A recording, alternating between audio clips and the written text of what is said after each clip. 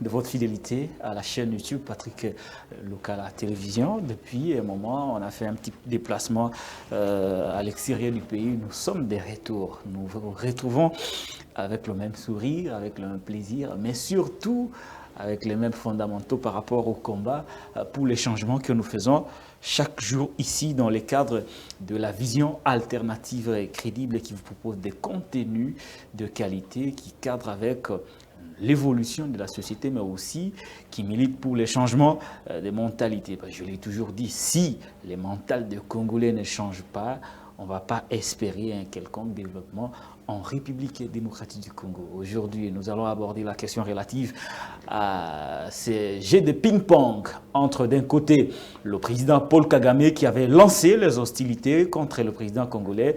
Il avait affirmé haut et fort, je crois, lors du congrès organisé au niveau du pays des mille collines, où Paul Kagame a prétendu maîtriser la guerre et il a aussi soutenu qu'il n'en a pas envie de faire la guerre, mais aussi le président de la RDC n'avait pas gagné la dernière élection présidentielle, mais il compte rapporter les élections de 2023, mais avec comme bouc émissaire l'agression rwandaise, la prétendue agression rwandaise, ce qui n'a pas été du goût de Félix Antoine Tshisekedi Tshilombo, qui à son tour a réagi de manière aussi violente devant, pas le parlementaire, mais devant un groupe de jeunes, décidément, à qui à sa solde, Tshisekedi n'a pas hésité de qualifier son homologue Paul Kagame de tout sauf de rien. Il n'a pas de leçons de démocratie à recevoir. Lui, à la place de Kagame, il se cacherait, il ne se vanterait pas d'être expert dans la guerre, des méthodes rétrogrades d'un président au XXIe siècle. Voilà les décors, mais depuis un moment, on a constaté une vidéo d'un citoyen rwandais qui a défrayé la chronique ici à Kinshasa. Ça fait le buzz sur Twitter, sur les réseaux sociaux. On voit ce jeune Rwandais s'apprendre au président congolais avec des mots un peu désobligeants, même si nous savons que c'est une guerre de communication. Nous allons aujourd'hui spécialement revenir sur cette situation de ping-pong entre Rwandais et Congolais par rapport à la situation d'agression. Je suis Congolais en 100%, je suis nationaliste, je suis patriote, mais ici, je suis journaliste, je ferai un effort de garder un peu de distanciation scientifique entre les sujets qui me concernent particulièrement et le boulot de journaliste que je dois heureusement faire sur ce plateau de télévision. Est-ce que les élections auront finalement lieu? Est-ce que Kagame a raison? Est-ce que Kagame a rejoint Jean-Marc Kabunda qui, à l'époque, avait déclaré qu'il s'est tramé des stratégies au niveau du pouvoir pour ne pas organiser les élections à la date prévue, ce qui était considéré à l'époque comme un rêve de Kabound, comme des légendes de Kabound. Mais aujourd'hui, Kagame l'a dit, quel crédit accorder à Kagame qui rejoint Kabound? Et est-ce que nous pouvons croire à la bonne foi de la CENI qui avait rendu déjà son calendrier électoral? J'étais à Dubaï quand le calendrier était publié, mais j'aurai l'occasion de poser quelques questions à mon invité qui n'est rien d'autre que les députés de la rue. Les députés de la rue, l'homme aussi qui, à sa manière, crée quand même de l'événement avec ce nouveau concept, les députés de la rue, les députés proches du peuple, les députés du peuple. Il a fait des éditions de vidéos, non seulement au niveau de ces tribunes, dans ces plateaux, mais aussi sur terrain. L'idée aujourd'hui semble plutôt faire du bon chemin sur la route. Nous allons nous interroger aussi par rapport à ça. Jusqu'où ira-t-il avec cette idée? Est-ce que cette idée ne va pas gêner Augustin Matata Ponyo Mapone, qui a un parti, malheureusement, avec pas assez de cadres visibles et permanents au niveau de la communication? Nous allons savoir un peu les tenants et les aboutissants de ces concepts des députés de la rue qui, peut-être dans les jours à venir, ne sera pas que député de la rue, mais sera le député national. Va-t-il ressembler à ces élus qui ont, pour la plupart des cas, déçu les Congolais? Voilà autant d'interrogations. Mais je vous retrouve avec beaucoup de sourires, encore une fois. Merci de votre fidélité. Merci à Derek Loukeba qui avait assuré les choses à mon absence. Merci à Hervé Thomas qui est venu m'épauler, un confrère, un intello confrère qui était venu m'épauler durant mon séjour à l'extérieur du pays. Merci à tout le monde. Merci à vous. Vous êtes beaucoup abonnés à la chaîne YouTube. J'ai vu, on a évolué même à mon absence. Vous étiez toujours là à vous abonner, à partager, à visionner nos contenus. C'est très, très encourageant. Nous recevons Manik Seyenda, Bofafa. Bofaya. Manik Seyenda Bofaya. Très bien. Manik Seyenda Bofaya, je vous présente. Vous n'êtes plus à présenter. Je rappelle quand même, vous êtes cadre du parti Leadership pour la gouvernance et le développement, LGD, d'Augustin Matata Pogno Mapon. Vous êtes l'un des cadres, si pas le premier. Vous êtes les députés de la rue. Vous êtes communicateur dans le cadre de l'opposition. Manik Seyenda, bonjour et bienvenue. Bonjour et grand merci, mon frère Patrick Lokala, bienvenue. Merci.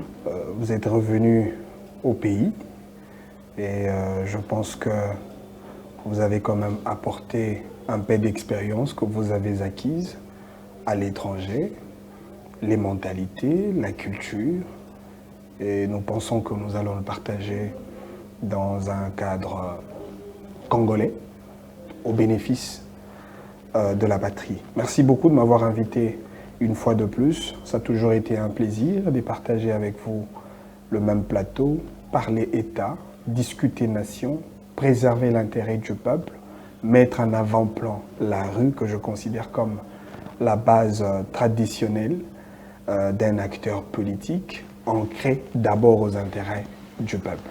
Un grand merci et nous pensons que nous allons discuter dans l'altérité, dans la tolérance, dans le respect de la sacralité des institutions de la République, dans le respect de point de vue de tout un chacun, mais beaucoup plus dans l'amour et dans la passion du Congo. Très bien. En considérant le Congo comme les seuls dénominateurs communs au-delà de nos clivages, tendances et voire même nos ségrégations politiques qui nous divisent par moments sur les questions d'intérêt politique. Très bien, Manik Seyenda, on va rester là. On va d'abord parler du parti, un instant, sur le parti politique LGD de Matata Pogno Mapon. Déjà, comment va le parti aujourd'hui? Ça fait quand même un peu de temps que le parti a été créé. J'espère qu'il y a quand même des activités, même si nous savons tous que Matata a toujours un peu d'ennui avec la justice. Déjà, comment va le parti, mais aussi comment évoluent les dossiers de Matata Pogno au niveau de la Cour qui s'est déclarée compétente de connaître cette affaire, de juger l'ancien Premier ministre? En ce qui concerne le parti, comme vous le savez, je l'ai toujours dit que le LGD est le meilleur parti. Le meilleur? Le meilleur, que le Congolais n'ont jamais connu. Parce que le LGD, au-delà du traditionnalisme politique congolais, le LGD s'offre comme un ensemble de stratégies de développement. Déjà, quand vous regardez la tridimensionnalité des valeurs identitaires de notre parti, vous allez vous rendre compte que le LGD déjà apporte les solutions aux problèmes du pays. Le LGD meilleur par rapport à vous, par rapport à votre vue de l'intérieur ou par rapport à l'appréciation du Congolais? Le LGD est le meilleur parti par rapport à la qualité de son offre politique. Nous sommes un parti compétiteur. Selon les cadres du LGD? Non, mais selon le problème du pays. Parce que le pays, notre Congo, la RDC a un problème sérieux de leadership, un problème de gouvernance. Et nous avons mis en exergue notre formule magique qu'on appelle le binôme Mapon, leadership et gouvernance de qualité pour nous migrer vers le développement. Et ça, c'est une formule que notre parti a imprimée afin de résoudre l'équation socio-économique du pays. Et le LGD, au-delà du format de parti politique, le LGD, c'est aussi un incubateur de leaders politiques de qualité. Le LGD est un réceptacle des idées républicaines. C'est une machine transformationnelle de la société. Le LGD, c'est aussi un parti qui transcende la dimension nationale. Parce que nous sommes un parti à vocation africaine.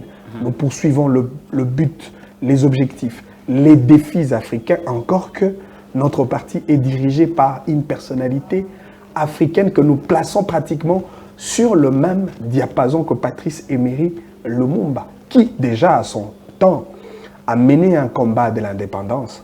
Mais cette fois-là, ce n'était que dans un compartiment de l'indépendance politique. Et Matata fait la suite.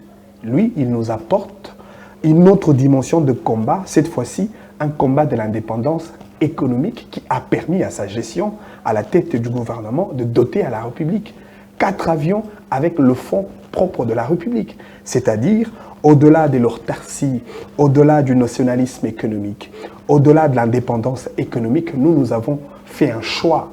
C'est lui, effectivement, d'opter pour un modèle du développement économique endogène, doté à la République les capacités financières nécessaires afin de s'autosuffire du point de vue financier. Et Matata le fait.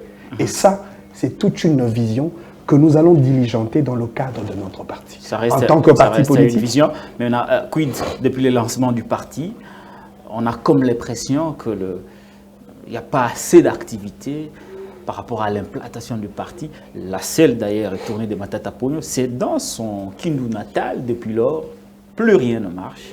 Non, mais écoutez, les partis s'installent. Parce que nous avions déjà installé en termes de pourcentage, j'ai pu évaluer en termes de 80% déjà, 80%. Sur toute l'étendue du territoire national, le LGD est installé dans même plusieurs si provinces. Le président n'est descendu qu'à Kindu. Non, mais la tournée du président est une tournée présidentielle. Nous l'avons déjà aligné comme le candidat président de la République pour les prochaines élections. C'est-à-dire, il y aura un moment où M. Matata, comme candidat président de la République, va faire sa tournée. Le voyage vers Kindu comme son fief natal, sa base électorale, c'était dans un cadre de devoir de redevabilité. Il fallait quand même rendre le compte au fief naturel de notre président national du parti pour leur expliquer les vrais problèmes autour de l'affaire Matata devant la justice. Et nous l'avons fait.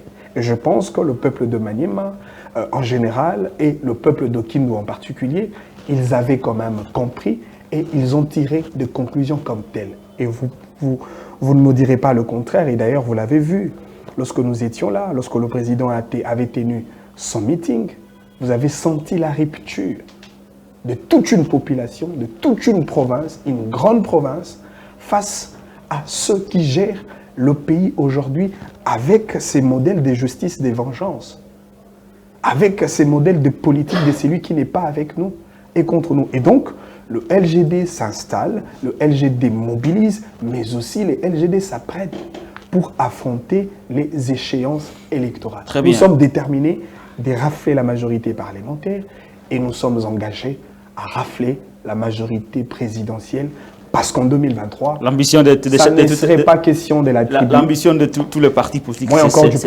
c'est celle-là.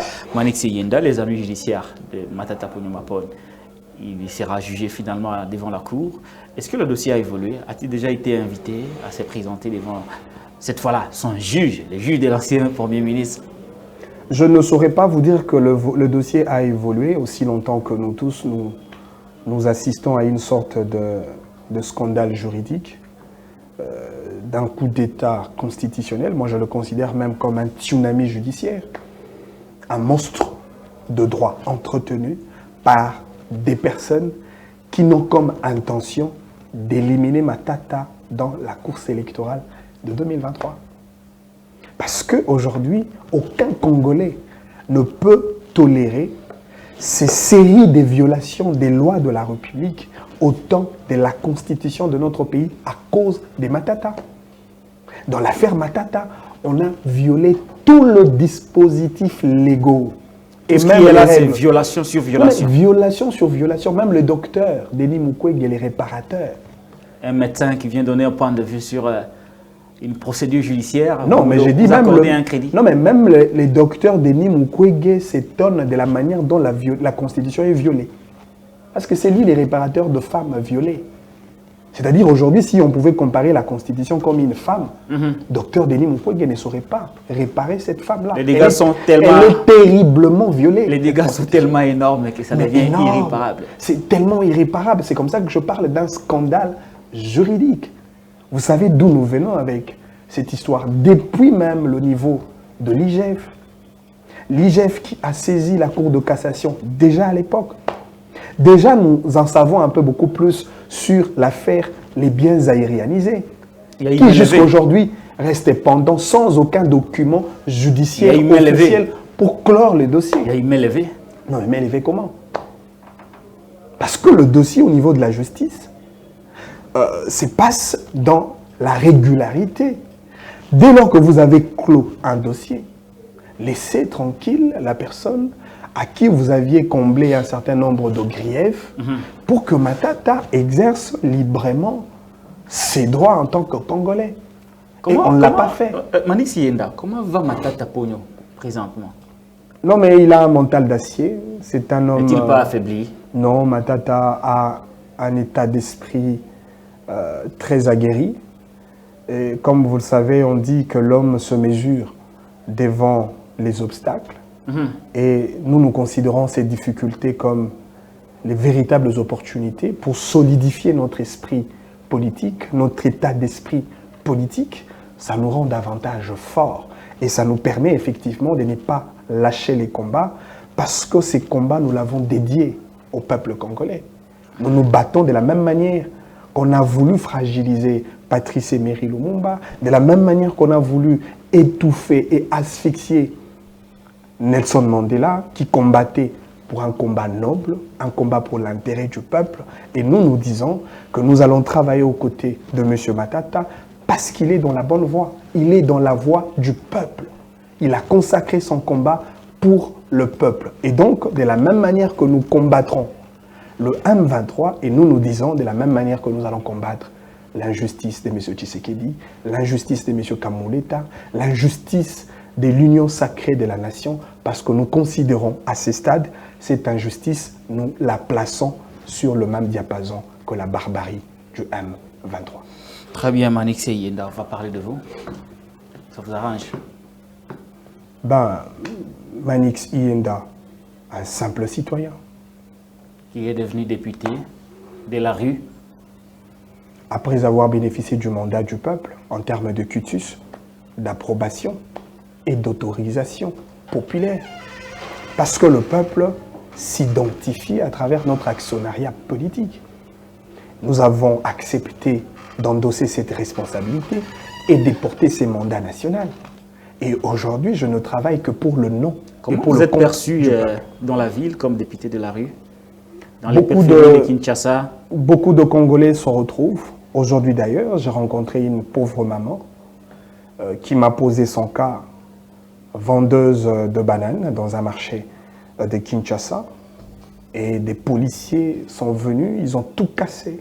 Ils ont cassé les tables, ils ont piétiné les bananes, alors que c'est avec ces bananes que cette pauvre mère, veuve de son état, fait manger ses enfants. Elle scolarise ses enfants à travers cette petite activité commerciale. Ce sont des cas comme ça. La rue me côtoie à tout moment et la rue me pose des problèmes à chaque instant. Et donc, moi, je me sens beaucoup plus à l'aise de partager cette chaleur avec le peuple, d'entretenir une proximité, je dirais, serrée avec le peuple, parce qu'en réalité, moi-même, Manix Yenda Bofaya, je ne suis qu'un échantillon de ces peuples qui souffrent. Je ne suis qu'un échantillon de ces peuples qui n'ont pas droit à l'eau potable, à l'électricité, à l'éducation, à la santé, à la justice, à la liberté, à une vie meilleure. Nous n'avons pas droit. Et donc, moi, en tant qu'échantillon, je me suis permis, effectivement, de monter au créneau et de dire non. Que répondriez-vous à ceux qui pensent que Manix Yenda, se nommant député de la rue, fait du populisme? Ben, je ne voudrais pas m'octroyer les visas de nager dans les pays de l'imagination de tout un chacun. À chacun son plaisir d'émettre son point de vue. Pour moi, la politique, c'est un jeu des convictions. La politique, pour moi, c'est une responsabilité sacrée. La politique, pour moi, c'est un sacerdoce. C'est-à-dire, ce que je fais, je ne le considère pas comme anodin. Je suis sérieux dans ce que je fais. Et je pense qu'il y a bien de Congolais qui se retrouvent à travers mon activité. Je fais un travail de vigilance nationale. J'ai fait un travail d'éveil patriotique. J'ai fait un travail de défendre le peuple opprimé. Rien du populisme. Non, mais pas du tout. Et d'ailleurs, moi, j'ai dit à ce gens-là, que je sois voté en 2023, parce que j'ai l'impression que la barrière, c'est les échéances électorales. Que je sois voté ou pas, moi, je reste député de la rue. C'est cela mon combat. Je choisis. C'est un mandat à vie. C'est un mandat à vie. Dès lors que j'ai accepté cette responsabilité, je vis avec et je veux mourir avec. Et donc, aujourd'hui, moi, je me sens beaucoup plus à l'aise à travailler, effectivement, pour préserver et sauvegarder l'intérêt majeur du peuple congolais. Très bien, sauvegarder l'intérêt majeur du peuple congolais. Comment ce concept député de la rue est perçu au niveau du parti et par lui-même, Augustin Matata Ponyo-Mapone? Certainement qu'il a déjà vu, il a constaté que vous êtes devenu député. Les LGD a un député. Hein. Non mais ben, écoutez... Comment l'autorité, le président du parti LGD Matata Ponyo a apprécié cette initiative, ces mandats que le peuple vous a donnés selon vous? Si la parole de Dieu nous dit que la voix du peuple, c'est la voix de Dieu. Et qu'est-ce qu'on dira alors lorsque le peuple valide? Matata ne peut que s'aligner dans la logique du peuple. Si le peuple m'a donné mandat, comment Matata peut le refuser? C'est-à-dire aujourd'hui, les présidents nationaux... Il est derrière vous. Mais il est derrière moi. Parce que Matata est partie prenante de ces peuples pour qui je défends tout le jour. Encore que Matata est victime de l'injustice comme citoyen lésé, comme citoyen vulnérable. Or, moi, mon combat, c'est pour ce gens-là, c'est pour nos Congolais qui aujourd'hui sont victimes d'injustice et de l'inégalité sociale. Je suis la voix des sans-voix et la bouche des bouches qui n'ont pas de bouche. Mon combat, c'est pour le Congolais faible, le Congolais victime comme Matata. Et donc, si demain, vous, bien qu'aujourd'hui, vous avez une posture d'un acteur de la société un peu beaucoup plus fort, mais si demain, vous devenez faible, vous aurez l'avantage d'être défendu par un député de la rue que je suis. Très bien, on clôture la page. Quelqu'un qui vient de Dubaï ne peut pas être faible. Vous dégagez l'opulence. Manik Seyenda Bofaya.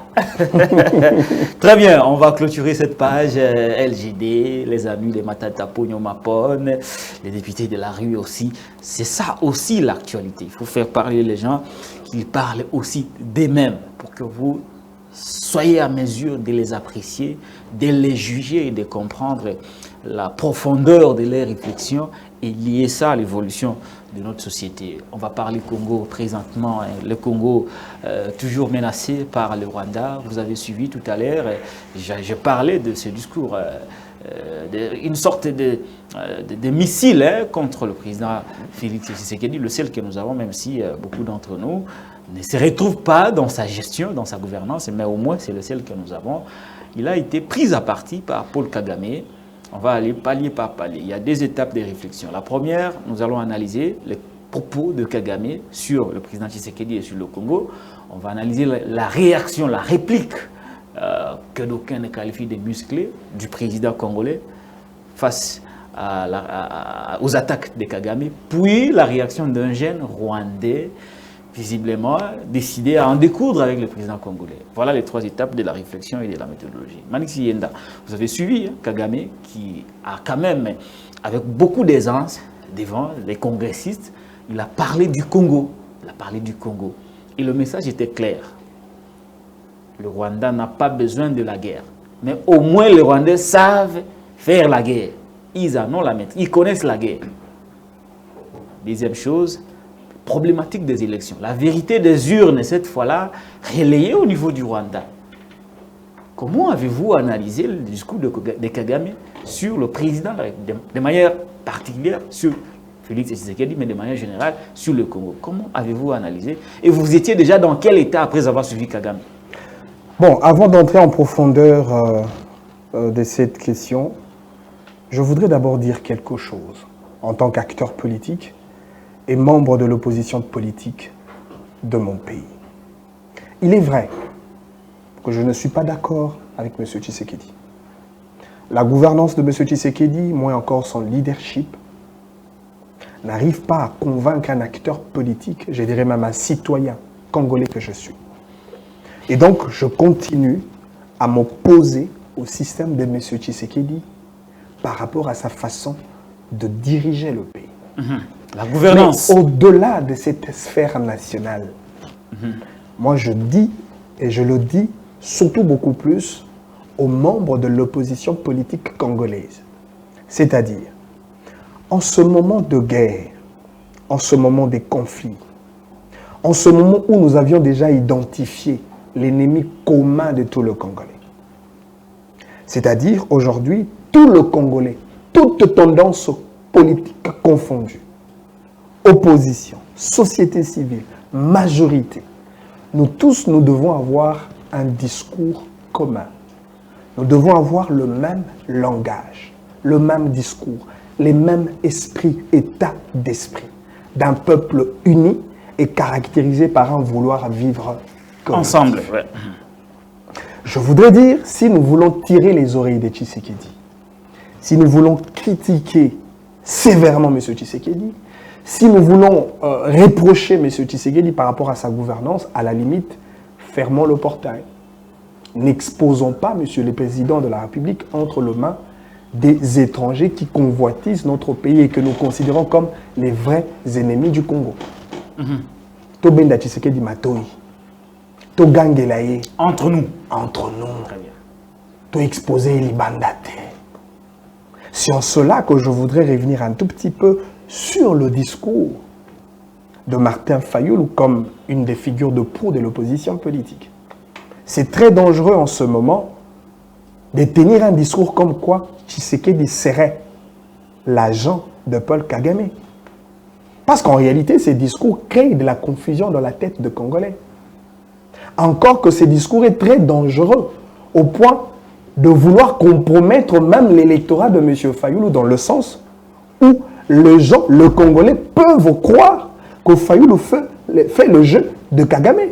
C'est-à-dire qu'il crée la diversion. Non, mais il n'a pas commencé à le dire aujourd'hui. Non, mais aujourd'hui, le moment aujourd'hui, le moment précis, le moment de conflit, le moment ne le permet pas de tenir ce genre de discours. Revenons sur le discours de C'est en Kagame. cela que je nous appelle à un devoir de responsabilité politique. Regardons notre pays dans le sens du rouge, du bleu, du jaune. Notre drapeau national, ça nous concerne. Manix Yenda, Bofaya, tout ce que Martin Fayulu avait dit, pour la plupart des cas, des choses sur le président Tshisekedi, ces choses se sont accomplies. Je ne le refuse pas.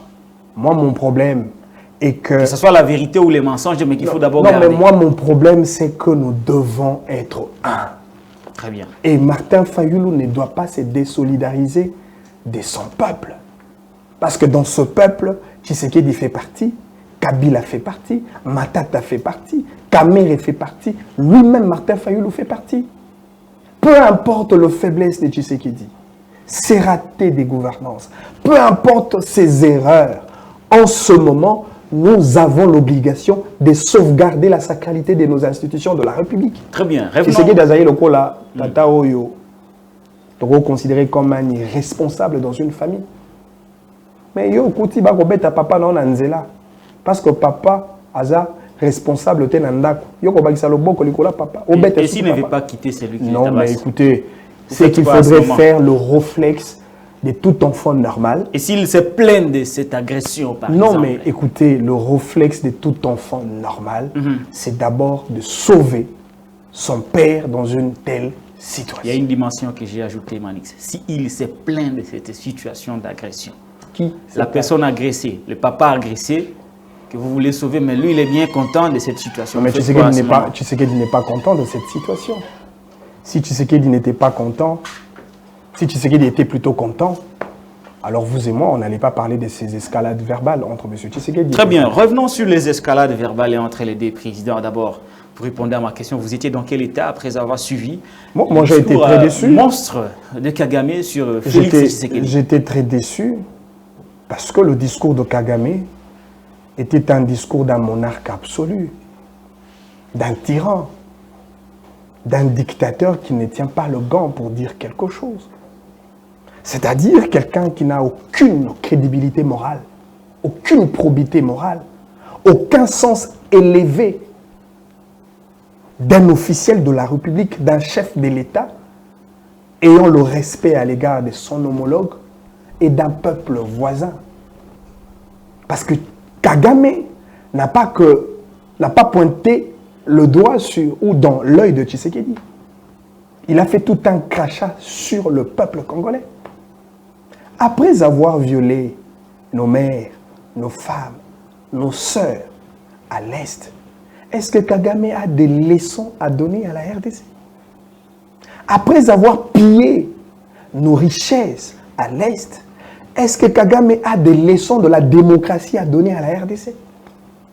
Et même lorsque nous voulons parler de la démocratie, parce qu'il a évoqué le contexte électoral, est-ce que le Rwanda, au Rwanda, on peut parler de la démocratie? Est-ce que le peuple rwandais sait ce que c'est les libertés publiques, le droit fondamental, les libertés de manifestation, le droit d'expression? Est-ce qu'ils savent ces choses? C'est ce qui est très décevant. C'est-à-dire aujourd'hui, on voit quelqu'un qui se réveille avec sa casquette de monarque absolu et il veut mater le gens comme s'il était l'homme le plus puissant d'Afrique. Moins encore, il n'est pas même l'homme le plus puissant de la sous-région. Et donc aujourd'hui, je considère le propos de M. Kagame comme un propos désobligeant à l'égard de la RDC, désobligeant à l'égard de son homologue, le président de la République, M. Félix Tshisekedi Tshilombo. C'est en cela que je ne suis pas d'accord avec M. Kagame. C'est en cela que je dis non. Est-ce qu'il a menti? Mentir sur quoi? Quand il dit que Félix ne pouvait pas gagner les premières élections de 2018. Et qui a gagné les élections? Et qu'il voudrait maintenant prendre le Rwanda comme un bouc émissaire pour reporter les élections de 2023. Non, mais il n'a pas été... A-t-il raison, a-t-il tort? Parce que le même discours a été tenu par Martin Fayulu, qui vous a reçu aussi. Non, mais c'est comme ça que je vous ai parlé d'un danger qui guette l'opposition politique de notre pays. Parce que moi, je ne voudrais pas assimiler les discours de Paul Kagame comme un discours de Lamouka aujourd'hui. Je ne voudrais pas. Moi, je ne me permets pas de créer une liaison de propos entre Kagame et Fayulu, parce que je considère Fayulu comme un sujet congolais. Fayulu a le sang congolais, qui a le droit de réclamer quelque chose, mais qui ne s'inscrit pas dans la logique de Paul Kagame. Encore que, lorsque Paul Kagame remet en cause la légitimité électorale de M. Tshisekedi, est-ce que Paul Kagame, lors des élections de 2018, il était observateur?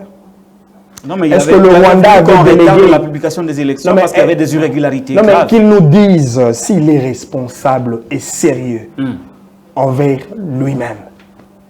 Ce qu'il aurait dû dire, c'est de dire que Tshisekedi n'a pas été élu et que voilà tel Congolais qui a été élu. Pourquoi il ne l'a pas dit? Pourquoi il ne l'a pas dit? C'est parce qu'il n'est pas honnête envers lui-même. C'est parce que Kagame n'est pas sérieux. Il veut nous emballer dans un jeu pour créer de la ségrégation au niveau interne. Kagame sait. Il veut diviser l'opinion nationale. Il veut diviser l'opinion nationale. Parce qu'il sait qu'en ce moment, au Congo, le seul point qui est au menu politique, le seul point qui est abordé sur le table politique, c'est la question électorale.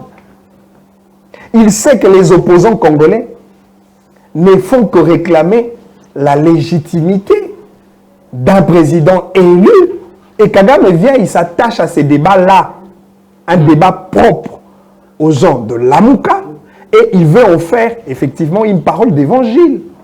C'est en cela qu'il faudrait faire très, très attention. Parce que Kagame, c'est un homme malin. Il aime bien le jeu astucieux, le jeu de zigzag pour créer du désordre. Mais nous comprenons son jeu. Kagame n'est pas quelqu'un de digne pour donner la leçon de la démocratie. Kagame n'a pas de leçon de démocratie à donner. Aucune. Et pourtant, ici au Congo, beaucoup de gens ont quand même cru au combat sur la vérité des urnes. Mais quand Kagame rejoint ce combat, où est le mal? C'est qu'il dit qu'il faut, et surtout la partie qui concerne les reports des élections. C'est aussi un discours qui a été, à l'époque, donné par Jean-Marc Kabunda aujourd'hui en prison. Moi, mon problème, c'est que Kagame... Dans tout ça, il est resté dans ce que les Congolais disent. Non, mais et dans ce que les Congolais dénoncent. Il va rejoindre ce combat en tant que qui? Il n'a pas qualité. Non, mais il n'a pas qualité parce que la question des élections ne concerne que les Congolais. Non, mais je vous ai dit, est-ce que Kagame a été retenu comme un observateur électoral lors des élections de 2018?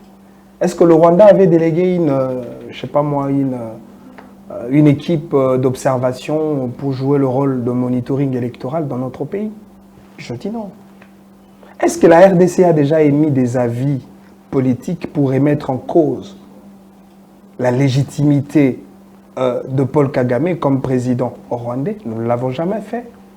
Parce qu'au-delà de tout, il y a le principe de la non-ingérence aux affaires internes qui s'applique dans les relations entre les États. Et lui, il est tenu comprendre et connaître ces principes-là. Kagame, en temps normal, il devait rester dans sa bande. Il doit garder quand même sa bande. J'ai l'impression que ces messieurs exagèrent. J'ai l'impression que ces messieurs arrivent à l'apogée de sa carrière. Ce sont le signe précurseur de la fin d'une dictature. Kagame, ça va s'arrêter d'ici là. Ah, vous annoncez déjà... Prenez cette parole comme une Vous annoncez déjà la fin de Kagame. Mais les signes précurseurs de cet apocalypse politique de ces messieurs-là, ça s'annonce déjà. Vous savez, quand quelqu'un s'oriente vers la chute, très souvent, sa chute a toujours été précédée par un comportement d'orgueil, par un comportement de têtutesse, par un discours mal orienté, une impolitesse, je dirais légendaire. Et c'est ce que fait M. Kagame en ce moment. C'est-à-dire la mort politique de Kagame n'est pas loin. Il va s'enterrer d'ici là. On est encore là et on se souviendra. Très bien. Quand il parle de la guerre, il dit, bon, lui, il maîtrise la guerre. Hein. C'est un ancien militaire. Il a fait une rébellion qui l'a conduit au pouvoir, au Rwanda. Il connaît la guerre. Félix ne connaît pas la guerre. Il n'a pas besoin de la guerre parce qu'il connaît la guerre. Il connaît les conséquences de la guerre. Là aussi, Kagame n'a pas raison. Mais Kagame, comme président d'un État qu'on appelle le Rwanda, on sait tous qu'entre les deux États, la RDC ne peut pas aller en guerre contre le Rwanda. Non, mais moi, je voudrais rester sur le mot de ces messieurs, ces monarques absolus, ces tyrans. Lui qui se bombe la poitrine, qu'il connaît la guerre. Le Rwanda a déjà remporté la guerre face à quel État en Afrique? Le Rwanda. Parce qu'en temps normal, lorsqu'on parle de la guerre, ici nous sommes dans un contexte de confrontation de deux armées conventionnelles, deux armées de deux États.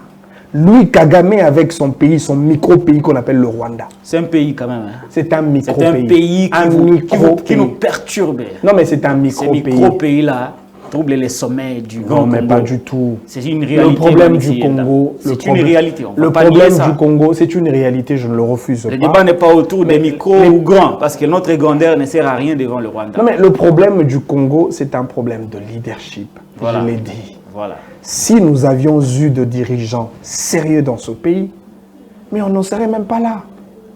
Est-ce que le Rwanda peut tenir à la RDC?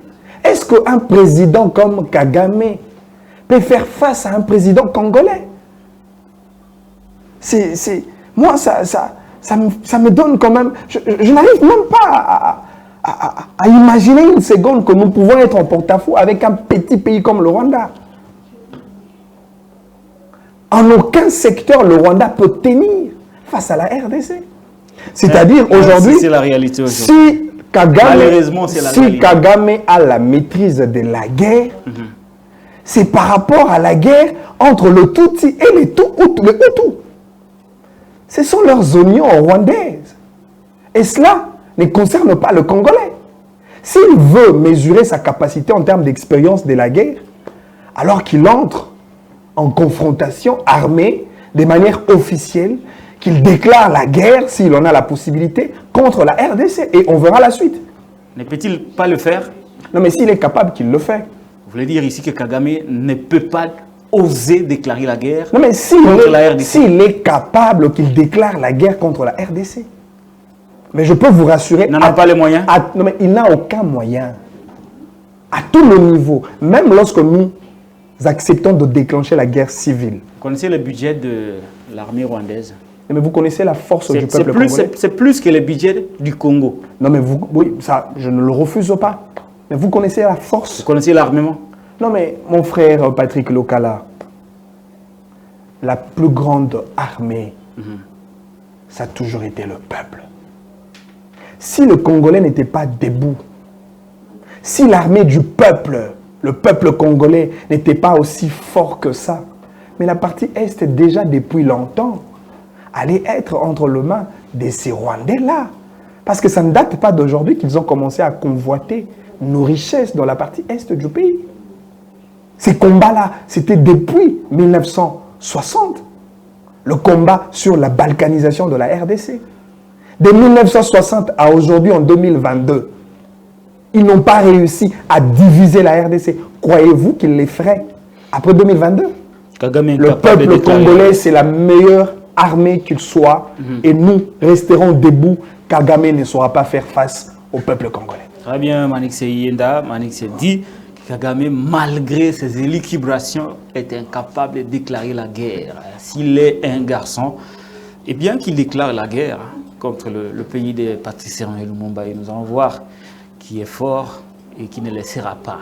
Mais au moins, Félix Tshisekedi a réagi. Il n'a pas, même si le cadre n'a pas été respecté, parce que Kagame l'a fait devant les responsables politiques, les représentants du peuple légitime, mais lui, le président congolais, Félix Antoine Tshisekedi, a réagi devant une infime partie de la jeunesse congolaise acquise à sa cause.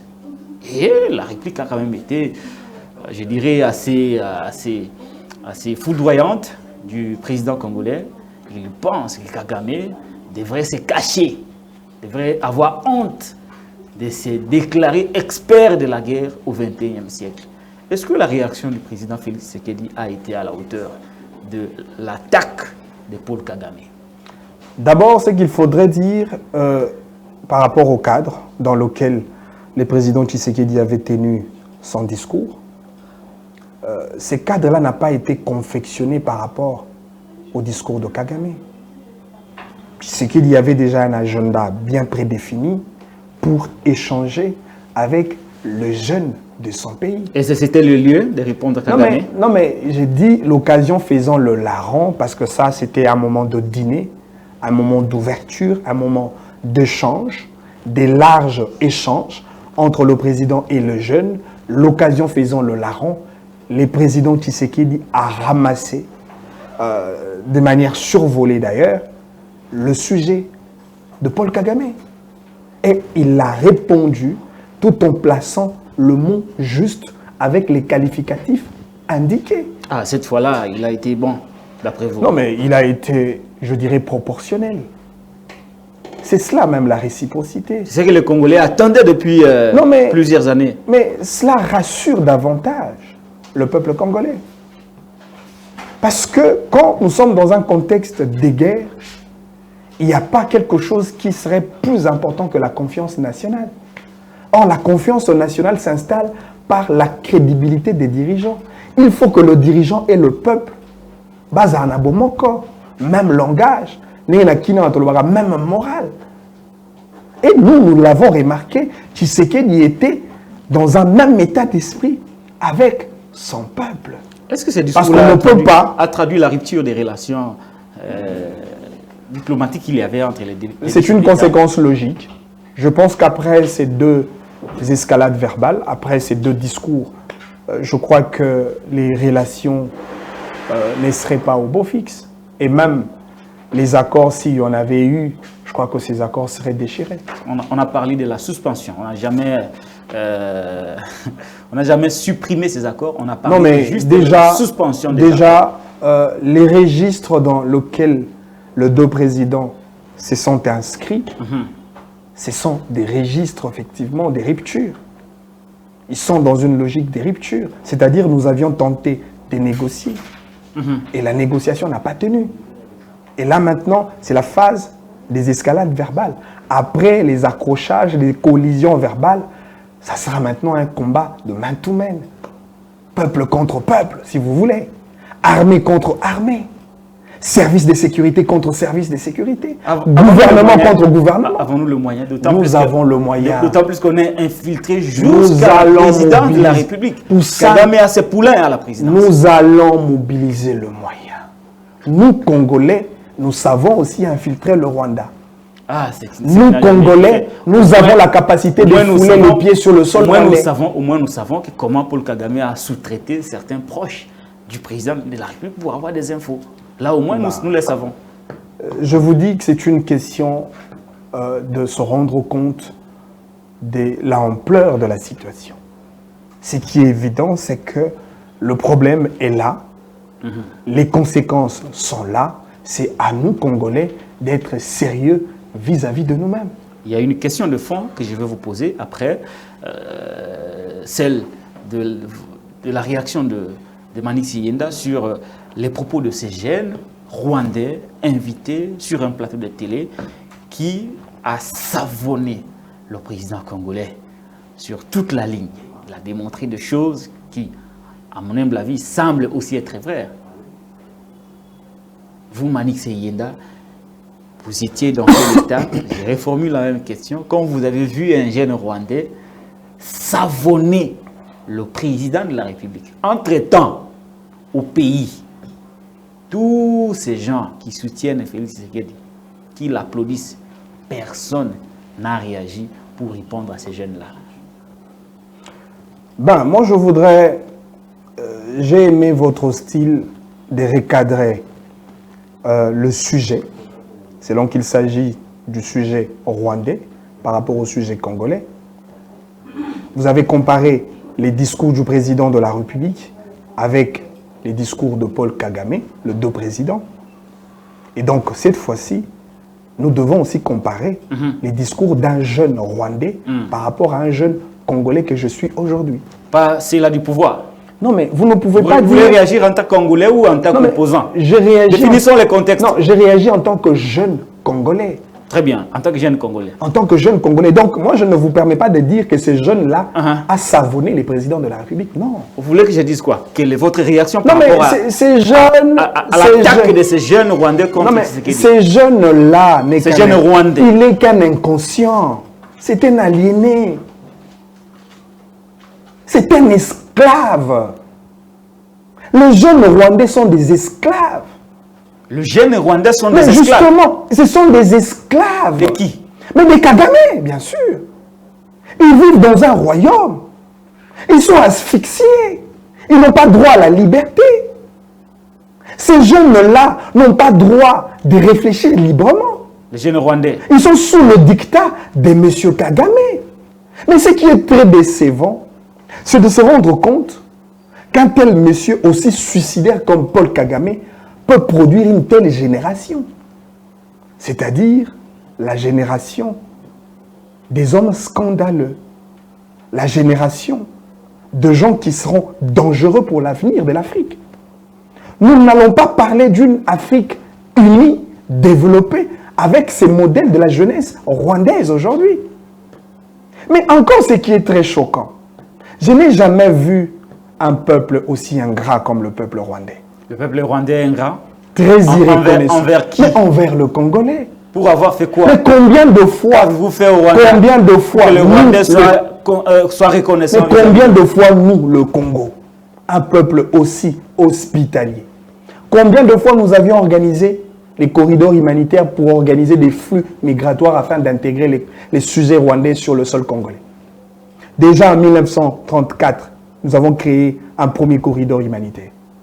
Le colon belge de l'époque avait même organisé ce qu'on appelait à l'époque la MIB, la mission d'intégration des Banyarwanda. Flux migratoire pour abriter les réfugiés rwandais qui étaient frappés par une grogne sociale qui tuait même le Rwandais. On les a hébergés ici chez nous. Toleisa Bango, Tomelisa Bango, Tolatisa Bango comme réfugiés. En 1994, la charcuterie humaine, la guerre entre le Tutsi et les Hutus, nous avons organisé un deuxième corridor humanitaire. Le réfugié rwandais, Yakiawa, Tofandisa Bango, Toleisa Bango, Tolatisa Bango, Tomelisa Bango. Encore que, même du point de vue de la formation, parce que celui-là qui parle, il parle au nom de la jeunesse. Mais n'est-ce pas que ce sont nos universités d'ici qui ont encadré et formé le sujet rwandais?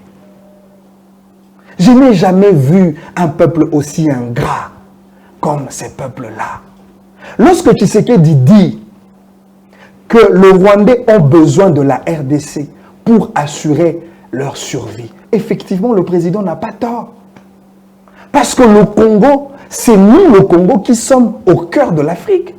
C'est nous, le porteur de la solution de tout un continent. Si nous prenons par exemple le secteur de l'énergie, nous en avons une capacité en termes de plus de 106 000 MW, capable d'alimenter, du point de vue énergétique, tous les continents africains. C'est-à-dire, si nous produisons l'électricité en Afrique, parmi les premiers pays qui seraient bénéficiaires, ce serait le Rwanda. Ne serait-ce que pour des raisons de proximité. C'est un voisin le plus proche. Il peut bénéficier de nos potentialités en tant que pays. Lorsque nous regardons notre sol, je prends seulement le secteur de l'agriculture.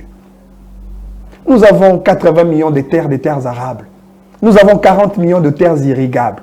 Plus de 26 sites greniers capables d'alimenter plus de 2 milliards de citoyens du monde. C'est-à-dire, si la RDC arrive à faire ou à assurer une autosuffisance alimentaire, donner de la nourriture aux Congolais, pour ceux qui restent, nous pouvons alimenter pour les restes du monde. Et parmi les premiers bénéficiaires, ce serait le Rwanda. C'est-à-dire, nous, la RDC, nous tenons la vie du Rwanda entre notre main. Le Rwanda et les Rwandais dépendent de Congolais. Le jeune Rwandais a dit qu'il est étonné de voir que le président Tshisekedi a prétendu vouloir aider le peuple rwandais à se débarrasser de Paul Kagame, alors qu'au niveau du pays, il est incapable de donner l'eau, l'électricité, à manger aux Congolais, et on détourne tous les jours l'argent du contribuable congolais. N'a-t-il pas raison? Non, mais je vous ai dit, et je vous ai même démontré, combien de fois le peuple rwandais dépend de la République démocratique du Congo. C'est tellement évident. Et c'est à tout le niveau. Si le Rwanda aujourd'hui essaye de vivre quand même, n'est-ce pas par rapport à nos ressources naturelles qu'ils exploitent de la manière la plus inhumaine possible? Mais ces messieurs-là, ces jeunes-là, ils devraient avoir honte d'avoir un père pour nous amener la nourriture et nous nourrir, nous, en tant qu'enfants. Il doit tuer la vie de plusieurs Congolais. C'est comme ça que le président Tshisekedi dit, normalement, Kagame devrait se cacher quelque part. Il devrait avoir honte. Parce que moi, je ne peux pas être fier d'avoir une responsabilité de diriger des gens que je nourris par le sang d'un autre peuple. Kagame nourrit les Rwandais par le sang du Congolais. Mais bien sûr que oui. Est-ce que le Rwanda a le coltan? D'où tire cette capacité en termes de productivité économique? De cette richesse-là, le coltan. Est-ce que nous pouvons parler du Rwanda en termes de ressources naturelles? En termes de minerais? Mais c'est parce que leur père tue le Congolais. Il tient le sang de Congolais qu'il veut nourrir de jeunes aussi inconscients comme ce jeune-là. Voilà une jeunesse maudite. Oh. Voilà une jeunesse inconsciente. Voilà une jeunesse qui ne verra jamais Dieu. La jeunesse rwandaise. Attendez, Manik Siyenda. Cette jeunesse-là payera le prix de leur président. Cette jeunesse-là subira le même sort que Paul Kagame. Votre président vous a fait bouffer le sang de Congolais, vous en payerez le prix. Très bien, Monique Seye. Vous avez bu le sang de Congolais comme le vin. Vous avez bu le sang de Congolais comme votre nourriture. Vous en payerez le prix. Les karmas existent.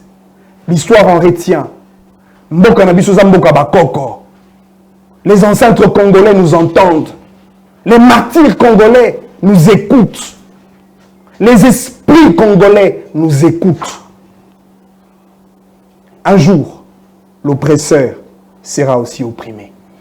Très bien, Monique Seyenda, avec ce coup de gueule qui répond à ce jeune Rwandais qui a parlé de manière désobligeante de notre président de la République, Félix Antoine Tshisekedi Tshilombo. Dans cette guerre entre les deux États, Kagame, Tshisekedi, Congo, RDC, jeunesse contre jeunesse, parce que les jeunes Rwandais ont réagi, vous réagissez en tant que jeunes Congolais. Qui va finalement gagner, Monique Seyenda? Jusqu'où irait cet affrontement entre les deux États? Celui qui va gagner dans ce combat est celui qui est dans le chemin de la raison. La RDC n'a jamais provoqué le Rwanda. La RDC n'a jamais créé un groupe rebelle pour déranger la quiétude rwandaise. Il a dit rwandaise. que la RDC, c'est ce malade-là qui a besoin de tout le monde. La RDC... On a dit que c'est un malade qui a besoin de l'aide de tout le monde. Mais vous avez déjà vu un malade qui fait nourrir les gens qui sont en bonne santé? Monique Seyenda Bofaya. Mais si le Rwanda est en bonne santé, mais pourquoi il se laisse nourrir par un malade qu'on appelle le Congo? C'est ça la médiocrité. C'est ça l'aliénation d'un peuple. Un peuple ingrat, un peuple maudit. Le jeune Rwandais, si vous continuez dans la logique de Paul Kagame, vous finirez mal. Et vous n'aurez pas droit à hériter l'avantage pour la génération future. J'ai parlé de la génération africaine. On parlera de l'Afrique sans la jeunesse rwandaise. Parce que l'Afrique veut se reconstituer avec une jeunesse consciente. Pas avec de jeunes qui soutiennent des cannibalistes comme Paul Kagame. Pas avec de jeunes qui soutiennent ceux-là qui tiennent le sang d'un autre peuple. Des criminels. Mais non!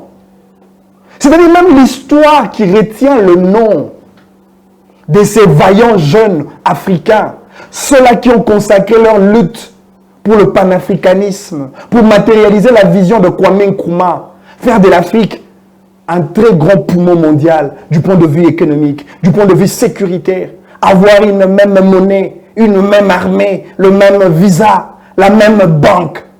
Cette Afrique-là, on va la construire sans la jeunesse rwandaise. Parce que cette Afrique sera bâtie sur les valeurs démocratiques, sur le respect des autres, sur la reconnaissance des autres. Cette Afrique-là, nous allons la construire dans la régularité, dans l'honnêteté, et non dans le vol, et non dans le viol, et non dans le massacre, et non dans le carnage. Nous voulons bâtir au cœur de l'Afrique de grandes nations capables de soutenir le continent africain et d'être fiers de considérer notre Afrique comme une meilleure opportunité pour le peuple africain. Merci beaucoup, Monique. Mais cette Afrique, on va la construire avec un peuple conscient comme le Congolais, avec une jeunesse hospitalière comme le jeune Congolais, avec une jeunesse polie comme le jeune Congolais, avec des jeunes aussi intelligents comme le jeune Congolais, avec des jeunes aussi travailleurs comme le jeune Congolais, pas avec le jeune aliéné, des jeunes qui ne savent même pas comment reconnaître un pays qui vous aide en longueur de journée. Merci beaucoup. On est arrivé à la fin, à moins que vous ayez un mot de la fin par rapport à aujourd'hui. Vous avez quelque chose? Le mot de la fin, ce que je voudrais dire. D'abord, j'invite à tous les Congolais à l'unanimité. Que tout Congolais qui est conscient de la situation actuelle, un Congolais qui peut préserver l'image positive de son pays, ne peut pas partager ce genre de vidéos. Il faudrait arrêter par moment de faire l'apologie. Quelle vidéo? Mais la vidéo de ce jeune-là. Quel jeune? Ce jeune Rwandais qui dit des choses contre la RDC et contre notre président. Moi, lorsque j'ai vu cette vidéo, je l'ai supprimée à la première seconde dans mon téléphone. C'est une vidéo qu'on ne peut même pas garder dans notre téléphone. Parce que ça, c'est une insulte. Dès lors que vous abritez une telle vidéo dans votre téléphone, c'est-à-dire vous avez emmagasiné une insulte contre votre pays. Défendons la patrie. Défendons le Congo. Tolinga Congo. Tobate la Congo. Tobunde la Congo. Tosale la Congo. Nous n'avons que le Congo. Notre seule patrie. Le Congo est un don de Dieu. Dieu nous a donné un pays béni. Raison pour laquelle les esprits diaboliques veulent nous arracher ce que Dieu nous a donné. Mais ils n'arriveront pas. Parce que ce pays, c'est un pays de Patrice Emery Lumumba. C'est un pays de Kimpavita, de Simon Kimbangu, de Bunze Laurent Désiré Kabila, de Joseph Kabila, de Félix Tshisekedi, d'Étienne Tshisekedi Wamulumba. Un pays de Matata Mpogno. Le pays du peuple congolais. On ne laissera pas, même pas un centimètre de ce pays entre les mains d'un micro-pays comme le Rwanda. Merci beaucoup, Manik Seyenda, d'avoir répondu à notre invitation. C'est à moi de vous dire merci, mon frère Patrick Loka. J'ai réservé pour vous Manik Seyenda, cadre du parti politique Leadership pour la gouvernance et le développement de M. Augustin Matata Ponyo Mapon. Il est cadre de l'opposition politique. Il est venu faire son coup de gueule contre non seulement le président Paul Kagame, qui avait tenu de propos très désobligeants contre Félix Tshisekedi, mais aussi contre ces jeunes Rwandais visiblement déterminés à humilier le président Félix Antoine Tshisekedi Tshilombo du côté du pouvoir. Beaucoup de communicateurs du régime en place, le régime IDPS, n'ont pas réagi, mais Manik Seyenda est venu réagir comme jeune Congolais contre ce Rwandais qui a humilié le président Félix Antoine Tshisekedi Tshilombo. Si vous avez apprécié l'émission, dites merci à Omaï Sondéric Loukeba, assisté par notre ami Rossi, qui était derrière les caméras. Je vous retrouve avec le même plaisir dans un tout nouveau numéro pour vous faire toujours du bien avec un autre invité. Cette fois-là, ça sera un invité à vous couper le souffle. Au même niveau comme Manik Seyenda.